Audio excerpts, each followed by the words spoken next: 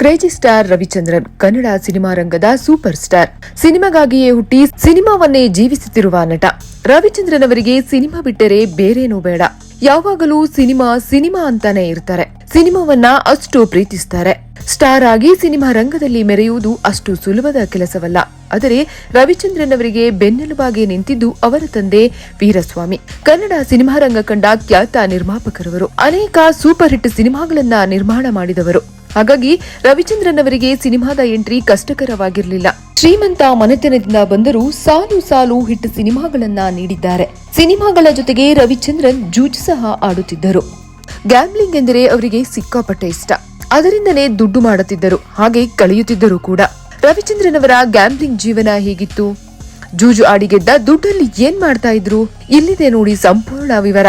ಆದ್ರೆ ಇದನ್ನ ನೋಡುವ ಮೊದಲು ನಮ್ಮ ಚಾನೆಲ್ ನ ಸಬ್ಸ್ಕ್ರೈಬ್ ಆಗೋದನ್ನ ಮಾತ್ರ ದಯವಿಟ್ಟು ಮರಿಬೇಡಿ. ಕನ್ನಡ ಚಿತ್ರರಂಗದ ಕನಸುಗಾರ, ಶೋಮ್ಯಾನ್, ಕ್ರೇಜಿ ಸ್ಟಾರ್, ರಣಧೀರ, ರವಿಮಾಮ ಹೀಗೆ ಹಲವು ಹೆಸರುಗಳಿಂದ ಅಭಿಮಾನಿಗಳು ಪ್ರೀತಿಯಿಂದ ಕರೆಯುತ್ತಾರೆ. ಕನ್ನಡ ಸಿನಿಮಾ ರಂಗವನ್ನ ಶ್ರೀಮಂತಗೊಳಿಸಿದ ಹಾಗೂ ಕಲರ್ಫುಲ್ ಮಾಡಿದ ಸ್ಟಾರ್. ಸಿನಿಮಾ ರಂಗದಲ್ಲಿ ಬರೋಬ್ಬರಿ 6 ದಶಕಗಳನ್ನೇ ಕಳೆದಿದ್ದಾರೆ ರವಿಚಂದ್ರನ್. ಡಾಕ್ಟರ್ ರಾಜ್ಕುಮಾರ್ ನಟನೆಯ ಧೂಮಕೇತು ಮತ್ತು ಕುಲಗೌರವ ಚಿತ್ರದಲ್ಲಿ ರವಿಚಂದ್ರನ್ ಬಾಲನಟನಾಗಿ ಬಣ್ಣ ಹಚ್ಚುವ ಮೂಲಕ ಕನ್ನಡ ಚಿತ್ರರಂಗಕ್ಕೆ ಅಧಿಕೃತವಾಗಿ ಪದಾರ್ಪಣೆ ಮಾಡಿದರು.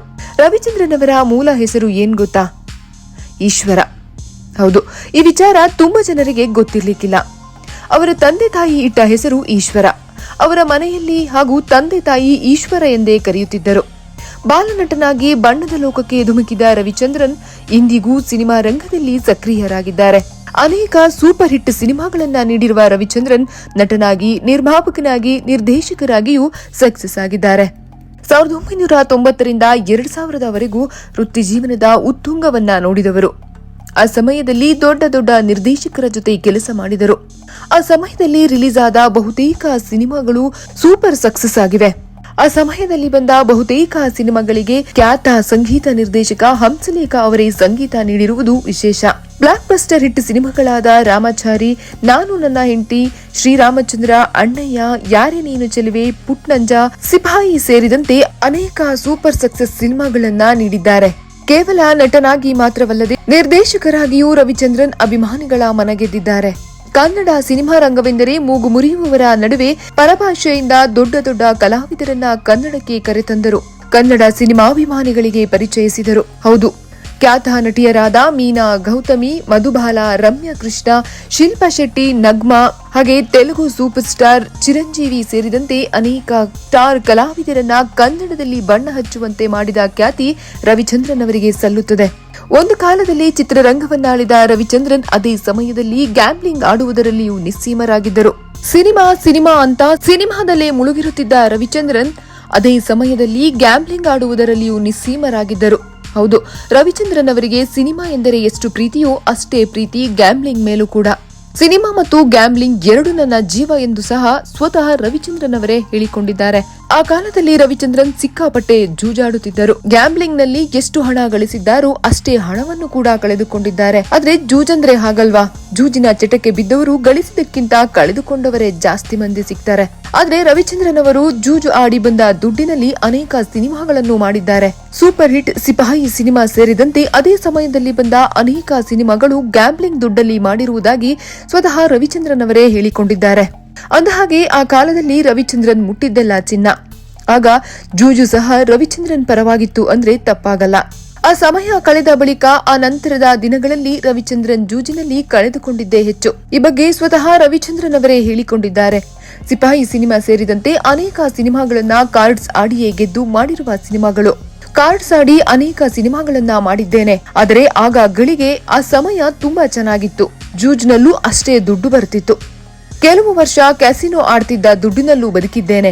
ಗ್ಯಾಮ್ಲಿಂಗ್ ಮತ್ತು ಸಿನಿಮಾ ನನ್ನ ಜೀವನ ಎಂದು ಸಿನಿಮಾ ಕಾರ್ಯಕ್ರಮದಲ್ಲಿ ರವಿಚಂದ್ರನ್ ಅವರೇ ಹೇಳಿಕೊಂಡಿದ್ದಾರೆ. ಈಗಲೂ ಕ್ಯಾಸಿನೋಗೆ ಹೋಗಿ ಕುಳಿತರೆ ದುಡ್ಡು ಮಾಡಬಹುದು, ಆದ್ರೆ ಕಳೆದ 2 ವರ್ಷಗಳಿಂದ ಗ್ಯಾಮ್ಲಿಂಗ್ ಆಡುತ್ತಿಲ್ಲ ಎಂದಿದ್ದಾರೆ ರವಿಮಾಮ. ಈಗ ಕ್ರೇಜಿ ಸ್ಟಾರ್ ಗ್ಯಾಮ್ಲಿಂಗ್ ಕಡೆ ಮುಖ ಮಾಡ್ತಿಲ್ಲ. ಇವಾಗ ಏನಿದ್ರು ಸಿನಿಮಾ ಮಾತ್ರ ಎಂದು ಹೇಳ್ತಿದ್ದಾರೆ. ರವಿಚಂದ್ರನ್ ಅವರು ಯಾವತ್ತೂ ಕುಡಿತ ಮತ್ತು ಸಿಗರೆಟ್ ಚಟಕ್ಕೆ ಬಿದ್ದವರಲ್ಲ. ಆದ್ರೆ ಅವರಿಗಿದ್ದ ಒಂದೇ ಒಂದು ಚಟವೆಂದರೆ ಜೂಜು. ರವಿಚಂದ್ರನ್ ಅವರಿಗೆ ಬೆನ್ನೆಲುಬಾಗಿ ನಿಂತಿದ್ದು ಅವರ ತಂದೆ ಖ್ಯಾತ ನಿರ್ಮಾಪಕ ವೀರಸ್ವಾಮಿ ಅವರು. ಸಿನಿಮಾಗಾಗಿ ದುಡ್ಡು ಖರ್ಚು ಮಾಡಲು ವೀರಸ್ವಾಮಿಯವರು ಯಾವತ್ತೂ ಹಿಂದು ಮುಂದು ನೋಡಿದವರಲ್ಲ. ಆ ಕಾಲಕ್ಕೆ ಲಕ್ಷಗಟ್ಟಲೆ ಹಣ ಹಾಕಿ ಕೋಟಿಗಟ್ಟಲೆ ದುಡ್ಡು ಮಾಡುತ್ತಿದ್ದರು. ಅಪ್ಪನ ಮಾರ್ಗದರ್ಶನದಲ್ಲಿಯೇ ನಟನೆ ಜೊತೆಗೆ ನಿರ್ಮಾಣದಲ್ಲೂ ಸಕ್ಸಸ್ ಕಂಡರು ರವಿಚಂದ್ರನ್.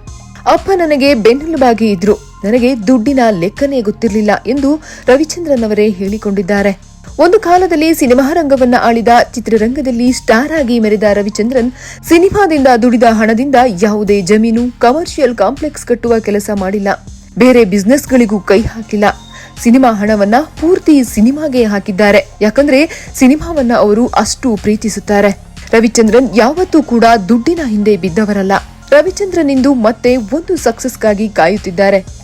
ಇತ್ತೀಚಿನ ದಿನಗಳಲ್ಲಿ ರವಿಚಂದ್ರನ್ ಅವರ ಯಾವ ಸಿನಿಮಾಗಳು ಅಭಿಮಾನಿಗಳ ಹೃದಯ ಗೆದ್ದಿಲ್ಲ. ಇವತ್ತಿಗೂ ಹಳೆಯ ಸಿನಿಮಾಗಳ ಬಗ್ಗೆ ಮಾತನಾಡ್ತಾರೆ, ಹೇಳ್ತಾರೆ.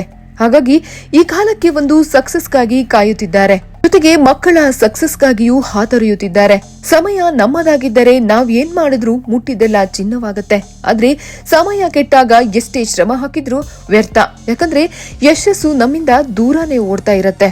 ರವಿಚಂದ್ರನ್ ಅವರು ಮತ್ತಷ್ಟು ಸಿನಿಮಾಗಳನ್ನ ಮಾಡಲಿ, ಅಭಿಮಾನಿಗಳನ್ನ ರಂಜಿಸುತ್ತಿರಲಿ ಎನ್ನುವುದೇ ಅಭಿಮಾನಿಗಳ ಆಶಯ.